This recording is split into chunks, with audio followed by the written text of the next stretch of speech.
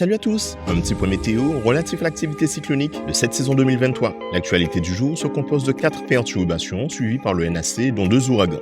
Nous commencerons par le phénomène le plus inquiétant à la personne d'Idalia, qui résulte du renforcement de la dépression tropicale numéro 10 en tempête puis en ouragan depuis hier soir. À 6 heures, Idalia possédait des vents soufflant à 120 km/h et une pression estimée à 981 hectopascals. L'île de Cuba a fait partie des premiers territoires impactés par ce phénomène, devenu ouragan un peu plus tôt qu'initialement prévu. Les prévisions concernant ce cyclone ont évolué de sorte que le NAC anticipe dorénavant un impact sur la côte ouest de la Floride au stade d'ouragan majeur. Le cisaillement mentionné dans le bulletin de dimanche a en effet fortement baissé en intensité, permettant d'envisager un développement rapide et conséquent de ce système cyclonique boosté par les eaux dangereusement chaudes du golfe du Mexique. Le cyclone Franklin, quant à lui, est au sommet de sa forme. Avec des vents soufflant à 225 km/h, c'est un solide ouragan de catégorie 4. Notez que la pression mesurée à 6 heures était de 935 hectopascals, ce qui dénote une très forte intensité. Pour rappel, plus la pression atmosphérique d'un phénomène cyclonique est basse, plus il est puissant.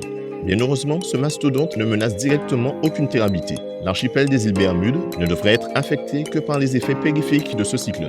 Dans le reste de l'océan Atlantique, l'onde tropicale référencée Invest 92L fait de la résistance et a vu le NAC lui redonner une chance de développement cyclonique pour les prochains jours. Mais rassurez-vous, vu son positionnement et le déplacement prévu, ce système ne représente pas de menace pour nos régions. Enfin, la perturbation qui survolait le continent africain et placée sous surveillance par le NAC depuis plusieurs jours a entamé sa transatlantique la nuit dernière. Selon les prévisionnistes, elle pourrait trouver des conditions favorables à un développement vers la fin de la semaine et possède actuellement un risque de cyclogénèse modéré. Mais comme relaté dans le bulletin de vendredi dernier, l'intensité et le positionnement de l'anticyclone des Açores devraient favoriser une remontée vers le nord bien avant l'arc des Petites Antilles. Nous garderons tout de même un œil sur ce phénomène en cas d'évolution défavorable des prévisions du jour. En attendant, c'est tout pour aujourd'hui. Très bonne journée à vous. À bientôt.